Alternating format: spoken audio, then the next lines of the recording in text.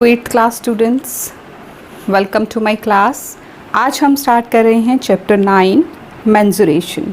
Mensuration means measurement of different aspects of a figure. एक figure का parameter measure करना, area measure करना, that is called as the measurement of that figure.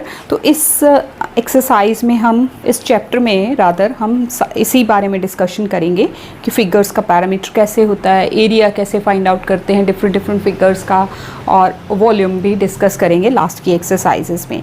तो start करते हैं exercise 9.1 और formulas मैं साथ साथ बताते जाऊंगी जिस तरह से आएंगे, तो आपने उनको बहुत ध्यान से सुनना है और बहुत ही केयरफुली उनको अपने दिमाग में सेटल डाउन करके रखना है, तभी आप ये एक्सरसाइज, ये चैप्टर कर पाएंगे।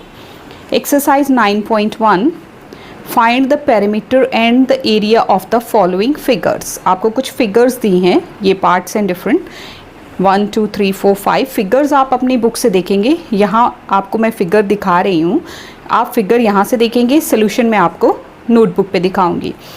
फर्स्ट पार्ट है, जैसे इसमें पैरामीटर भी निकालना है और एरिया भी। अब सबसे पहले पैरामीटर और एरिया में डिफरेंस क्या है वो देखिए। पैरामीटर क्या होता है? पैरामीटर जब हम बाउंड्री की लेंथ को मेजर करते हैं, यानी कि total length of the boundary of any figure. कोई भी फिगर है, जैसे ये फिगर है, इसकी ये जो बाउंड्री है, बाउंड्री मतलब आउटर लाइंस, इनकी जो टोटल लेंथ होती है उसको पैरामीटर कहा जाता है। और इसके बीच में जो एरिया है, इसके बीच में जितना पोर्शन आया हुआ है, that is called the area of that figure. अब जैसे ये ट्राइंगल है, देखने में ट्राइंगल में भी फॉर्मूला लगता है एरिया के लिए या पैरामीटर के लिए, बट वो स्पेशल टाइप ऑफ ट्राइंगल हो, जैसे इक्विलेटरल हो, तो उसमें इक्विलेटरल ट्राइंगल में हम लिखते हैं parameter is equal to 3 into side, क्योंकि तीनों साइड्स इक्वल होती हैं। और जो फिगर में आपको समझ ना आए, जो रेक्टेंगल ना हो, स्क्वायर ना हो, इस तरह की फिगर्स पर्टिकुलर ना हो, जनरल हो, तो उसमें sum of all the sides, perimeter is always the sum of all the sides. और रेक्टेंगल है, स्क्वायर है, उसमें डिफरेंट फॉर्मूलाज होते हैं जो मैं आपको अभी बताती हूँ। तो फर्स्ट फिगर देखिए, एक ट्राइंगल है, ट्राइंगल की साइड ये 5 है, ये 6 है और ये 7 है। और ध्यान रखिए, जब पैरामीटर की बात आएगी तो सिर्फ ये जो रेड लाइंस हैं इन्हीं को काउंट करना है। अंदर ये जो ग्रीन लाइन दी है परपेंडिकुलर, इस ब्लू या ग्रीन जो भी है ये, इसको हमने नहीं कैलकुलेट करना। इसका काम कब शुरू होगा? जब हम एरिया कैलकुलेट करेंगे। तो boundary means, parameter means boundary, boundary ये 5, ये 6 और ये 7। एक्सरसाइज 9.1 फर्स्ट फिगर मैंने आपको दिखा दी। अब उसका पैरामीटर कैसे होगा, क्योंकि वो कोई पर्टिकुलर टाइप ऑफ ट्राइंगल नहीं है, तो सम ऑफ ऑल द साइड्स, तीनों साइड्स को प्लस कर लेंगे, पैरामीटर आ जाएगा। अब एरिया ऑफ ट्राइंगल क्या होता है? Half into base into height.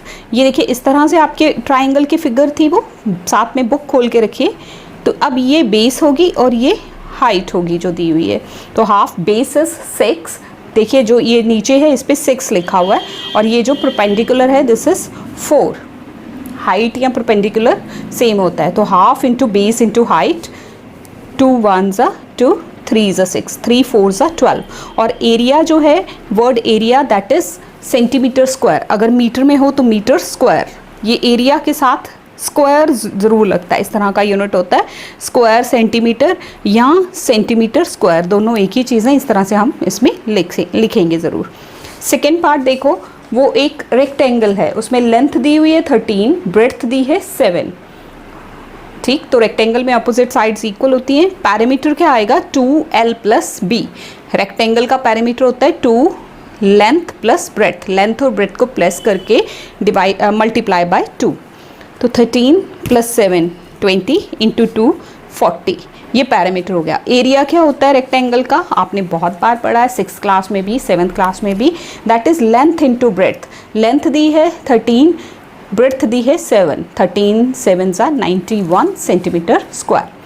Third figure that is a square, देखिए उसकी सारी साइड्स 8 8 8 8 दी हुई हैं, 8 8 सेंटीमीटर की सारी साइड्स हैं। तो साइड है 8 सेंटीमीटर, पैरामीटर आएगा 4 मल्टीप्लाई बाय साइड, यानी कि 4 इंटू 8 32 सेंटीमीटर।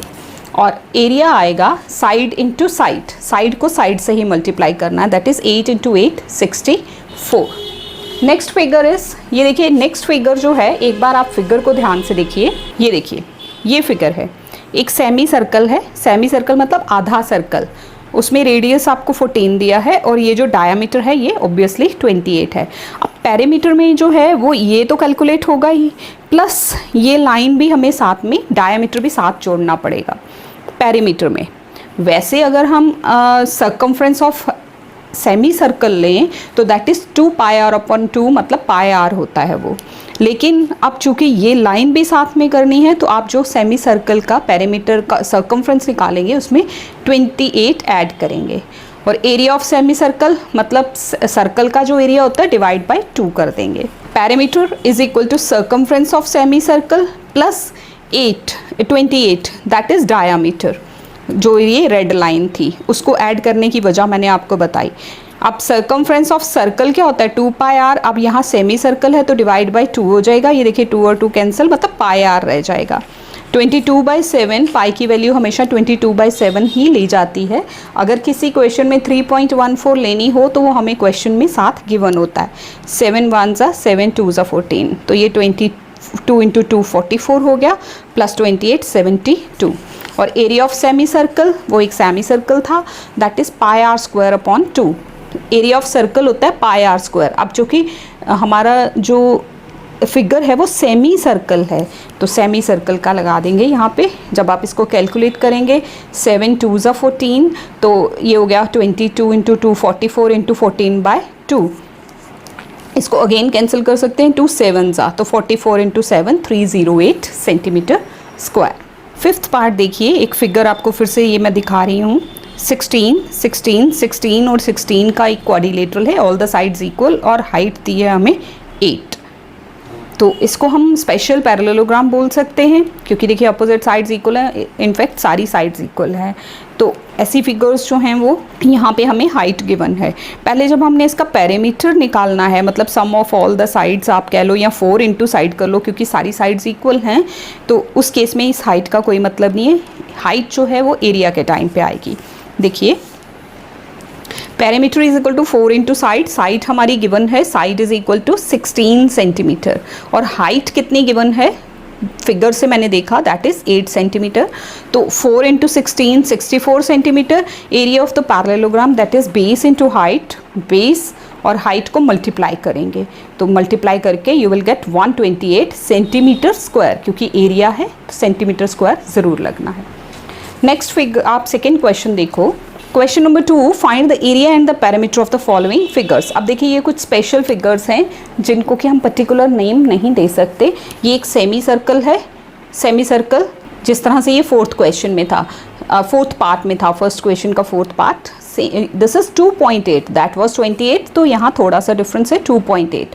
एरिया भी निकालना है इस फिगर का, और पैरामीटर निकालने के लिए देखिए सेम उसी तरह से हम सेमी सर्कल का circumference plus this 2.8, and area के लिए pi r square upon 2। Diameter is given 2.8, तो पहले हम रेडियस फाइंड आउट करेंगे। रेडियस क्या होगा d/2, रेडियस जो होता है डायमीटर का हाफ होता है, तो हमने d/2 किया, it is 1.4 centimetre. Perimeter is equal to circumference plus 2.8, वो जो डायमीटर था वो यहाँ प्लस कर देंगे, तो ये हमने कैलकुलेट किया। दिस इज 7 1 ज़ा, दिस इज 0.2, तो 22 इंटू 0.2 करेंगे 4.4 plus 2.8, 4.4 plus 2.8, this is 2 and 7.2 centimetre perimeter आ गया। Area of the semi circle का रेडियस हम निकाल चुके हैं, दैट इज 1.4, तो pi r square upon 2, pi r square यानी कि radius into radius over 2। Square का मतलब होता है सेम चीज़ 2 बार मल्टीप्लाई। यहाँ 2 से किया, 2 1 ज़ा 2, 2 11 ज़ा 22, 7 1 ज़ा 7, 0.2 यहाँ आ गया। इनको जब हम कैलकुलेट करेंगे ये 11 है, 1.4 इंटू 0.2 दैट इज़ 0.28, और इन दोनों को मल्टीप्लाई करेंगे तो 3.08 सेंटीमीटर स्क्वायर जो है वो एरिया आ गया। सेकेंड जो फिगर है, देखो सेकेंड फिगर, इसमें ये देखो ये क्या है, ये साइड गिवन, ये साइड नहीं है ही नहीं है फिगर में। फिगर हमारी कुछ ऐसे है, ये 3 साइड्स और बीच में एक सेमी सर्कल कट करके लगाया हुआ है, और ये साइड 14 है। अब ये 14 है तो ये भी इसके अपोजिट 14 होगी, because it is a rectangle. ये 10 है तो ये भी 10 गिवन है। आपको क्या करना है, पेरीमीटर के लिए दिस प्लस दिस और उसमें से ये माइनस कर दोगे आप, सॉरी नॉट माइनस, एडिट कर लीजिए। इसमें आप क्या करोगे, ये 3 साइड्स का सम लेके और ये जो है सम, ये सेमी सर्कल का पेरीमीटर, उसमें सरकमफ्रेंस जिसको हम बोलते हैं, सर्कल के केस में पेरीमीटर को सरकमफ्रेंस बोला जाता है, तो ये सरकमफ्रेंस उसमें ऐड कर देंगे। और एरिया के केस में भी हम इसको इसी तरह से ये वाली चीज़ माइनस करेंगे। देखिए एरिया ऑफ द रेक्टेंगल पूरा L इंटू बी, लेंथ है उसमें 14, ब्रेड्थ है 10, L इंटू बी एरिया, और उसमें area of semi circle pi r square upon 2 उसमें से माइनस किया जाएगा। क्यों? क्योंकि आप देखिए फिगर कुछ इस तरह से है ना, ये रेक्टेंगल और उसमें से ये सेमी सर्कल माइनस किया हुआ है, तो ये रेक्टेंगल का L इंटू बी माइनस यहाँ से हम पाई आर स्क्वायर अपॉन 2 लगा देंगे। रेडियस क्या हो जाएगा, 14 उसके डायामीटर है, diameter of the circle is 14, तो रेडियस 7 हो जाएगा, हाफ उसका। 7 और 7 कैंसिल, 2 11 जा 11 7 जा 77, तो 140 में से 77 माइनस करोगे यू विल गेट 63। और पेरीमीटर के लिए तीनों साइड्स का सम प्लस वो जो सेमी सर्कल है वो प्लस करेंगे, तो this is 10 plus 10 20 plus 14 34 plus pi r, pi 22/7 into r, ये और ये कैंसिल, 7 1 जा 7 1 जा, this is 34 plus 22 centimetre which is 56 centimetres. 4 into 6 3 into 5 56 centimetres आ जाएगा ये। थर्ड पार्ट देखिए, थर्ड पार्ट में ये एक ट्राइंगल है और नीचे क्या है, एक सेमी सर्कल है। तो जब हमने पेरीमीटर निकालना है उस केस में क्या होगा, ये लेंथ प्लस ये लेंथ और ये सेमी सर्कल का सरकमफ्रेंस, ये प्लस हो जाएगा। और जब एरिया होगा तो ट्राइंगल का area plus this semi circle का area. Area of figure is equal to area of triangle plus area of semi circle. Half base into height triangle का एरिया होता है, तो इस केस में हमारी बेस क्या गिवन है, आपकी बुक में गिवन है दिस इज 2.8 और हाइट कितनी है 3, तो हाफ बेस इंटू हाइट। और यहाँ है सेमी सर्कल का area pi r square upon 2 pi r. अब 2.8 जो है वो डायमीटर है, तो वहाँ से पहले रेडियस 1.4 ये हम पीछे भी कैलकुलेट कर चुके हैं बहुत बार, तो आप उसको कैलकुलेट करेंगे। दिस इज 2 1 to 0.7 एंड 7 से करा तो 0.1। जब इनको मल्टीप्लाई किया तो 3.08 आया, ये पीछे भी हमने कैलकुलेट किया था। और यहाँ जब हमने इनको मल्टीप्लाई किया तो 4.2, फिर हमने इनको प्लस कर देना, this is 7.28 centimetre square. Same figure का जब हम पैरामीटर लेंगे तो उसमें क्या होगा, 2 centimetre plus 2 centimetre plus circumference of semi circle, this is 2 plus 2 pi r upon 2, 2 cancel हो गया, क्योंकि सेमी सर्कल में ये क्यों बार बार आपको कैंसिल करके दिखा रही हूँ, क्योंकि सर्कमफ्रेंस ऑफ फुल सर्कल होता है 2 पाई आर, तो सेमी का मतलब आधा, तो ये जब कैंसिल होगा तो हाफ पाई आर रह जाएगा, पाई आर। 7 0.2 इनको मल्टीप्लाई किया, जब हमने इनको ऐड किया तो you will get 8.4 centimetres. Parameter ये हो गया, एरिया ये हो गया। Question number 3, a square and a rectangular field with measurements as shown. ये स्क्वायर फील्ड है, एक रेक्टेंगुलर फील्ड है। स्क्वायर फील्ड की साइड जो है दैट इज 50 मीटर ईच है और रेक्टेंगल की साइड्स हैं 60 एंड 40, लेंथ 60 है, ब्रेड्थ 40 है। दे हैव सेम पैरामीटर, इनका पैरामीटर सेम है। Which field has larger area and how much, कितना एरिया किसका लार्जर है, पहले बताना है किसका एरिया लार्जर है और कितना लार्जर है। ये रहा third answer. Parameter of square is equal to parameter of rectangle, ये गिवन है। चलिए एरिया ऑफ स्क्वायर कितना आएगा, साइड मल्टीप्लाई बाय साइड, यानी कि 50 इंटू 50, 50 इंटू 50 करोगे 2500। और एरिया ऑफ रेक्टेंगल क्या होता है, L into B, 60 into 40, 60 into 40 करोगे या 40 into 60, one and the same thing, तो ये हो गया 2400 मीटर स्क्वायर। ये 2500, ये 2400, तो किसका एरिया लार्जर है, square has larger area by how much, दोनों को माइनस कर दो बाय 100 मीटर स्क्वायर। 2500 में से 2400 माइनस करोगे तो you will get 100 metre square. Square has a larger area by 100 metre square. Question number 4, a park of length, ये एक पार्क है a park of length 30 meter and breadth 20 meter, there is a path of 1 meter running inside the park. ये park है, उसके अंदर ये 1 metre चौड़ा path जो है, हर तरफ से एक रास्ता बनाना है 1 मीटर चौड़ा। यानी कि लेंथ में से कितना कम हो जाएगा अगर हम अंदर के एरिया की बात करें, अंदर की लेंथ की बात करें, तो 1 यहाँ से माइनस हुआ, 1 यहाँ से माइनस हुआ, एक साइड से 1 माइनस, दूसरी साइड से 1 माइनस। और इसी तरह से ब्रेड्थ में से भी जब इंटरनल एरिया लेंथ और ब्रेड्थ लेंगे तो 1 1 उसमें से भी माइनस होगा। The path has to be cemented, ये पाथ हमने कंस्ट्रक्ट करना और इस पर सीमेंट का फर्श लगाना है। If 1 bag of cement is required for 4 metre square area, 4 metre square के एरिया के लिए कितने बैग्स चाहिए सीमेंट के? 4।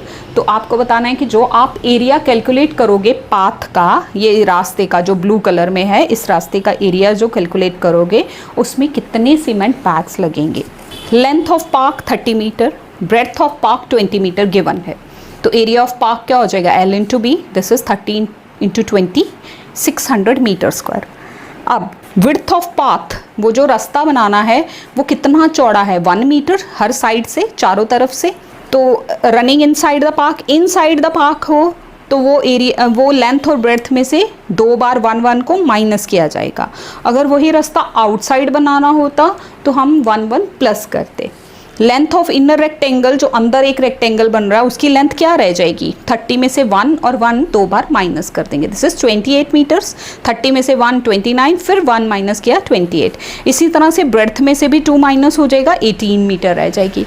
अब एरिया ऑफ इनर सरफेस, जो अंदर की सरफेस है, अंदर का जो रेक्टेंगल है उसका एरिया क्या हो जाएगा? L into B, 28 into 18, this is 504 metre square. 28 metre into 18 metre, 504 metre square. Area of path, जो रास्ता है उसका एरिया कैसे निकलेगा? Outer area minus inner area. Outer area ये था, इनर एरिया ये है, इनको जब हमने माइनस किया तो इट इज़ 96 मीटर स्क्वायर।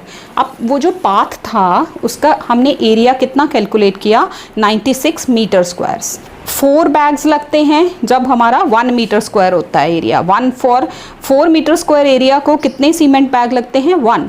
और यहाँ से हम यूनिटरी मेथड लगाएंगे कि अगर 4 मीटर स्क्वायर के लिए 1 बैग लगता है तो 1 मीटर स्क्वायर के लिए कितना लगेगा? 1/4, ये 4 यहाँ आ जाएगा।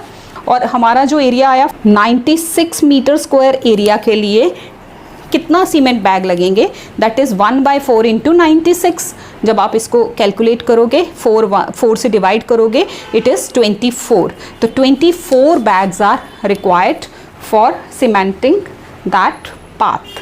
Question number 5. Mr. Sandeep has a square plot as shown in the figure. He wants to construct a house in the middle of the plot.